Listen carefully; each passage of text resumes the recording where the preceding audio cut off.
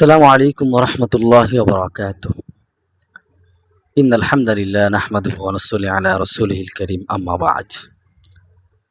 أعوذ بالله من الشيطان الرجيم. بسم الله الرحمن الرحيم. بل أحياء ولكن لا تشعرون. صدق الله العلي العظيم. সম্মানিত দর্শক শ্রোতা, 5 মে 2013 সালের সেই দিনের কথা যখন মনে হয় তখন শরীর আঁতকে ওঠে। 4 মে 2013 সালে আমরা নবীপ্রেমিক ছাত্র সমাজ, তৌহিদি জনতার একটি অংশ আমরা 4 তারিখ আরজাবাদ মাদ্রাসা অবস্থান করি। সেখান থেকে আমাদের আমল শিখা এবং পরবর্তীতে আমরা কোথায় যাব সেখান থেকে নির্দেশ আসা। আমরা চলে গেলাম গাবতলী পয়েন্টে, যেখানে হাজারো লাখো মানুষ জড়ো হচ্ছিলেন। নবী প্রেমিক তৌহিদি জনতার একটি অংশ। আমরা সেখানে উপস্থিত। আমরা তখন নারায়ে তাকবীরের স্লোগান দিচ্ছিলাম এবং 13টি দফার কথাগুলো আমরা স্পষ্ট বলতেছিলাম, কিন্তু আমাদের সেই দফাগুলো 12টার আগ পর্যন্ত অথবা 11টার আগ পর্যন্ত শোনা হয়নি। যখন এটা কোনো প্রতিকার হচ্ছিল না, তখন আমাদের শীর্ষস্থানীয় মুরব্বীরা আমাদেরকে নির্দেশ করলেন, এবার যেতে হবে শাপলায়। আমরা হেঁটে হেঁটে আমরা শাপলায় গেলাম। তখন ঠিক 3টা থেকে 4:30 গুলির আওয়াজ আর টিয়ার শেল চতুর্দিকে এসে যেন চোখগুলোকে পুড়িয়ে দিচ্ছে। তখন আমরা কিছু জিনিস দিয়ে ওই টিয়ার গ্যাসগুলো সরাচ্ছিলাম, অর্থাৎ ঝাঁঝালো যে জিনিসটা। কেউ পানি দিচ্ছিল, কেউ কাপড় দিয়ে ডলতেছিল। অর্থাৎ ওই সময়ের স্বৈর শাসকের ক্যাডার বাহিনীরা গুলিস্তানের আশেপাশের বিল্ডিং থেকে বিভিন্ন ধরনের অস্ত্র জাতীয় জিনিস নিক্ষেপ করতেছিল, যেগুলো আমরা নবী প্রেমিক ছিলাম, আমাদের গায়ে তখন আসতেছিল। আমরা আঘাতপ্রাপ্ত হচ্ছিলাম। আমাদেরকে ধোঁকা দিয়ে রাস্তার উপরে আনতে চেয়েছিল। তখন এক ভাই আমাদেরকে বললেন, এখন ভিতরে অবস্থান করাটাই ভালো, কারণ বাহিরে খুব গোলাগুলি হচ্ছে, আপনারা সেখানে যান। আমরা সেখানে গেলাম না। এরপরে আমরা আস্তে আস্তে একেবারে শাপলায় কাছাকাছি আমরা কয়েকজন সাথী ভাই, আমাদের যত সাথী ভাই ছিল, বন্ধু বান্ধব ছিল, নবী প্রেমিক ছাত্র সমাজ, আমরা সেখানে একটি ব্যানারের আওতাধীন অবস্থান করতে লাগলাম। তখন বিভিন্নভাবে আমরা আঘাতপ্রাপ্ত হচ্ছিলাম, শুধু টিয়ারশেল গ্যাস মারতেছিল। তখন টুথপেস্ট দিয়ে আমরা আমাদের মুখমণ্ডলে মাখতেছিলাম, সাদা হয়ে যাচ্ছিল, খুব কষ্ট হতে লাগছিল তখন। এরপরে আমাদের যখন সমস্ত মানুষ একাকার হয়ে গেলেন, পুরো শাপলা চত্বর, বিজয়নগর, গুলিস্তান, আরো যত জায়গা আশেপাশে আছে, 50 লক্ষর অধিক মানুষ সেখানে জমায়েত হয়। সেখান থেকে মুফতি ফয়জুল্লাহ সাহেব, শেখুল হাদিস আল্লামা মাহমুদুল হক সাহেব, আল্লামা নূর হোসেন আসিম জোরালো বক্তব্য দিচ্ছিলেন যে আমাদের ইতিহাস শাহাদাতের ইতিহাস, আমাদের ইতিহাস রক্তদানের ইতিহাস। আমাদের দাবি যতক্ষণ পর্যন্ত আদায় না হবে, এই জমিনে, আল্লাহর জমিনে আল্লাহর দিন যতদিন কায়েম না হবে, ততদিন আমরা এই সংগ্রাম চালিয়েই যাব ইনশাআল্লাহ। এভাবে বক্তব্য প্রদান করছিলেন এক একজন মুরব্বীরা। সর্বশেষ যখন মাগরিবের সময় ঘনিয়ে আসে, তখন শেখে বরুণা, তখন তিনি আল্লাহর কাছে দোয়া করতে লাগলেন, এখনো যেটা অনলাইনে ভেসে বেড়াচ্ছে। আমরা দোয়াতে মশগুল ছিলাম আর অভিশপ্ত নাস্তিক ব্লগারদের জন্য দোয়া করতেছিলাম, আল্লাহ তুমি এদেরকে ধ্বংস করে দাও, আল্লাহ তুমি এদের পতন ঘটায় দাও। সেদিনেই স্বৈর শাসক হাসিনার পতনের বাজনা বেজে গিয়েছে। কারণ সেখানে একজন দুইজন নয়, 50 লক্ষরও মুসলমান আল্লাহর কাছে হাত উত্তোলন করছিলেন। আয় আল্লাহ, আমার নবী প্রেমিকরা এক জায়গায় সমবেত হয়েছে। আল্লাহ তোমার নবীর ইজ্জত হেফাজতের জন্য আসছে। আল্লাহ তোমার কোরআনকে লাথি দেয়, কোরআনের অবমাননা করে, এর শাস্তি সর্বোচ্চ চাওয়ার জন্য এসেছি। আল্লাহ আমাদের আর কোনো চাওয়া পাওয়া নাই, শুধু এতটুকু চাওয়ার জন্যই আমরা জড়ো হয়েছিলাম ঐতিহাসিক শাপলার প্রাঙ্গণে। কিন্তু মাগরিবের যখন সময় একেবারেই ঘনিয়ে আসলো, আমাদের দোয়া শেষ, তখন আমাদেরকে আলটিমেটাম দেওয়া হয়। তখনকার সাধারণ সম্পাদক সৈয়দ আশরাফ বলেছিলেন সন্ধ্যার আগে মাঠ পরিষ্কার করতে। আমরা বলেছিলাম যে না, যতক্ষণ পর্যন্ত 13টি দফার একটি দফাও বাকি থাকবে আমরা নবী প্রেমিকরা মাঠ ছাড়বো না। তখনই স্বৈর শাসকের ক্যাডার বাহিনীরা আমাদের উপর লেলিয়ে পড়ে, রাত্রিবেলা হায়নার মতন ঝাঁপিয়ে পড়ে।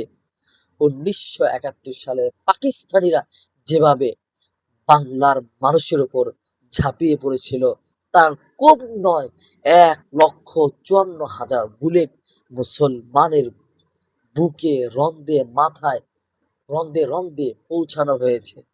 মানুষ মারা গিয়েছে শতাধিক, আহত হয়েছে লক্ষাধিক। কিন্তু বড় আশ্চর্যজনক হলো এই যে আজও পর্যন্ত আমরা আমাদের শহীদদের সঠিক তালিকা পেলাম না এবং সঠিক তদন্তের মাধ্যমে সঠিক বিচার পেলাম না। হায় বাংলাদেশের এই বিচার ব্যবস্থা আর কবে সঠিক হবে? আর গণতন্ত্রই বা দিয়ে কি হবে? কিন্তু আমরা দেশের আইনের প্রতি শ্রদ্ধাশীল। আমরা চাই 2013 সালের 5ই মে রাতের বেলায় চতুর্দিকের লাইট বন্ধ করে এই সকল মানুষদেরকে হত্যা করেছিল, শহীদ করে দিয়েছিল, ওই সকল শহীদ পরিবারের পাশে যেন রাষ্ট্র সরকার দাঁড়ায় এবং যারা আহত আছে তাদের যেন ক্ষতিপূরণ দেয়। যারা শাহাদাত বরণ করেছেন তাদেরকে যেন রাষ্ট্রীয়ভাবে সম্মানের আসনে আসীন করে, তাদেরকে যেন আজীবন শ্রদ্ধা করে, তাদেরকে যেন স্মরণ করে এবং আগামী দিনে যেন এই ধরনের দ্বিতীয় ঘটনা যেন আর না ঘটে। আমরা নিরস্ত্র ছিলাম, আমাদের হাতে কিছু ছিল না, আমাদের হাতে ছিলই শুধু আল্লামা আহমদ শফি রহমাতুল্লাহের ঘোষিত তাসবিহ জায়নামাজ, এছাড়া আর কিছুই ছিল না। আমরা তাসবিহ দিয়ে আল্লাহর নাম জপতেছিলাম, জায়নামাজ দিয়ে আল্লাহর কাছে তখন নামাজ পড়তেছিলাম। তখন সেই নামাজরত অবস্থা কিছু কিছু নবী প্রেমিক এমনও ছিল ঘরে বসে থাকতে পারে নাই, নবীর নামে অবমাননা, কোরআনের নামে অবমাননা। আমাদের বয়স যখন ছোট ছিল আমরা তখন আর ঘরে বসে থাকি নাই, আমরা বের হয়ে আসছি নবীর ইজ্জত হেফাজতের জন্য। কিন্তু সেই আমরা স্টেজের মাইক থেকে ভেসে আসা বয়ান শুনতেছিল, কেউ নামাজরত ছিল, কেউ তাসবিহ জপতেছিল, কেউ কোরআন তেলাওয়াত করতেছিল। কিন্তু ঠিক ওই মুহূর্তে চতুর্দিক থেকে বিকট আওয়াজ আর আওয়াজ, গুলি বিদ্ধ হয়ে অনেক মানুষ হাহাকার করতেছিল। আমরা যেভাবে পেরেছি সেভাবে চতুর্দিকে ছোটাছুটি করেছি। কত মানুষ কত বিল্ডিং এর কোনায় কোনায় গিয়ে পালিয়েছিল, কিন্তু কেউ রক্ষা পায় নাই ওদের হাত থেকে। কান ধরে ধরে ওরা পিটিয়েছিল এবং সর্বশেষ লাঞ্ছিত বেইজ্জতির সাথে আমাদেরকে বের করে দেওয়া হয়েছিল সেসব চত্বর থেকে। সারা রাত সেখানে আমরা ছিলাম। কি ভয়ঙ্কর রাত ছিল! এক একটা মুহূর্তে যেন এক একটা দিনের মতন মনে হচ্ছিল। মনে হচ্ছিল এখনই বুঝি বুলেটের আঘাতে শহীদ হয়ে যাবে, কিন্তু শাহাদাতের তামান্না থাকা সত্ত্বেও শহীদ হতে পারি নাই। কিন্তু সেই শহীদি তামান্না নিয়েই চলাফেরা করি। আল্লাহর জমিনে আল্লাহর দিন কায়েম করব বলেই আল্লাহর দিন শিখেছি এবং মানুষের মাঝে এলেম বিতরণ করে থাকি। হে আমার বাংলা ভাষাভাষী মুসলমান ভাইয়েরা, আসুন আমরা শাপলার ওই দিনকে বুকে ধারণ করি এবং সেদিন কি ঘটেছিল, সেদিনের প্রতিটা সেকেন্ড আর মিনিট ঘন্টার সময়গুলো আমরা আমাদের বর্তমান প্রজন্মের মানুষদের কাছে পৌঁছায় দিই, যেন তারা বুঝতে পারে কেন শাপলা ঘটিত হয়েছিল। শাপলা ঘটিত এই জন্য হয়েছিল যেন নবীর ইজ্জত লণ্ঠিত না হয়, কোরআন অবমাননা যেন আর না হয়, কাদিয়ানীদেরকে যেন অমুসলিম ঘোষণা করা হয়। এভাবে 13টি দফা ছিল। আমরা রাষ্ট্র দখল করতে যাই নাই, আমরা কোনো এলাকা বানচাল করতে যাই নাই, আমরা আগুন ধরাই নাই, কিন্তু আমাদেরকে অপবাদ দেওয়া হয়েছিল। 16টি বছর যেই অত্যাচার আর নিপীড়ন করা হয়েছে, এই শাপলার শহীদ পরিবারদের ওপর চরম নির্যাতন করা হয়েছে এবং আমরা যারা সেখানে গিয়েছিলাম আমাদেরও অনেক শাস্তির সম্মুখীন হতে হয়েছিল। আমরা নবীর জন্য, আল্লাহর জন্য, দিনের জন্য শাস্তিকে শাস্তি মনে করি না, কিন্তু যেহেতু বাংলাদেশ ইসলামের দিনের জন্য এ রাষ্ট্র পুনর্গঠিত হয়েছে, পাকিস্তান থেকে বাংলাদেশ এই জন্য হয়েছে যে এখানে স্বাধীনভাবে মানুষ কোরআন সুন্নাহর কথা বলবে, আল্লাহর রসুলের কথা বলবে। কিন্তু সেই স্বাধীনতা যদি আমাদেরকে না দেওয়া হয়, তাহলে আমরা আর ঘরে বসে থাকতে পারবো না। আমরা আমাদের বর্তমান সরকারের কাছে বলতে চাই, আপনি এখানে পদক্ষেপ নেন, শহীদ পরিবারের পাশে দাঁড়ান, আহত পরিবারের পাশে দাঁড়ান এবং এই ধরনের ঘটনা যেন রাষ্ট্রীয়ভাবে দ্বিতীয়বার সংঘটিত আর না হয়, এটাকে খেয়াল করে আপনাদের পদক্ষেপ নিতে হবে। আমি হেফাজুল ইসলাম বাংলাদেশের সাধারণ কর্মী, সাধারণ উপস্থিত হওয়া কর্মী, দলীয় কোনো কর্মী নয়, উপস্থিত হয়েছিলাম, সেই কর্মী হিসাবে এই আবদারটুকু রাখলাম।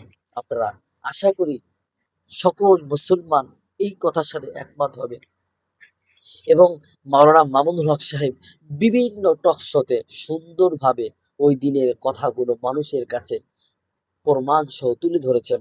আপনারা সেগুলো শুনুন এবং আপনাদের ছোট ছোট বাচ্চা এবং কলেজ পড়ুয়া, স্কুল পড়ুয়া, ভার্সিটি পড়ুয়া সকলের মাঝে এই শাপলার চেতনাকে মানুষের কাছে তুলে ধরেন। শাপলা থেকে 24 আমরা এটা ধারণ করি, লালন করি এবং এটাকে বিশ্বাস করি এবং এর নামেই বাংলাদেশ, এর নামেই আল কোরআন, আল্লাহর দ্বীন হিসাবে আমরা সারা পৃথিবীতে এই ঘটনাকে জানিয়ে দিতে চাই যে আমরা সেদিন একমাত্র উপস্থিত হয়েছিলাম আল্লাহর দ্বীনের জন্য, দ্বিতীয় কোনো কারণে নয়। কিন্তু সেই ঘটনাকে কেন্দ্র করে মজলুম আলেম দ্বীন, মুজাহিদে আজম, মুজাহিদে মিল্লাত আল্লামা হাফেজ জুনায়েদ বাবুনগীর উপর যে 85 নির্যাতন করা হয়েছিল, তিনি আর জেল থেকে সুস্থ অবস্থায় ফিরতে পারেন নাই, তিনি আর মৃত্যুর আগ পর্যন্ত সুস্থ হন নাই। তিনি ওই নির্যাতনের নির্যাতিত হয়ে হয়ে হয়ে সর্বশেষ সরকারের কোন একটি এজেন্টার মাধ্যমে শাহাদাত বরণ করেছেন। আল্লাহ তাআলা আমাদের আল্লামা আহমদ শফি রহমাতুল্লাহ শাহাদাত, আল্লামা জুনায়েদ বাবুনগরের শাহাদাতকে আল্লাহ তাআলা কবুল করুন এবং পাশাপাশি এর সাথে আল্লামা নূর হোসেন কাসেমী, এভাবে আরো যারা ছিলেন এই সংগঠনের সাথে জড়িত, যারা আমাদের সাথে আমাদের নিগরানি করেছেন কিন্তু দুনিয়া থেকে চলে গিয়েছেন, আল্লাহ তাআলা সেই সকল মরহুমিনদেরকে আল্লাহ তাআলা জান্নাতের উঁচু মাকাম দান করুন। সম্মানিত দিনী ভাই এবং বোনেরা, আপনারা শাপলার ইতিহাসকে জানুন, পড়ুন এবং মানুষের মাঝে এই ঘটনাকে ছড়িয়ে দেন। সেই প্রত্যাশা রেখেই আজকের মতো এখানে বিদায় নিচ্ছি। সুস্থ থাকুন, ভালো থাকুন। আসসালামু আলাইকুম ওয়া রাহমাতুল্লাহি ওয়া বারাকাতুহু।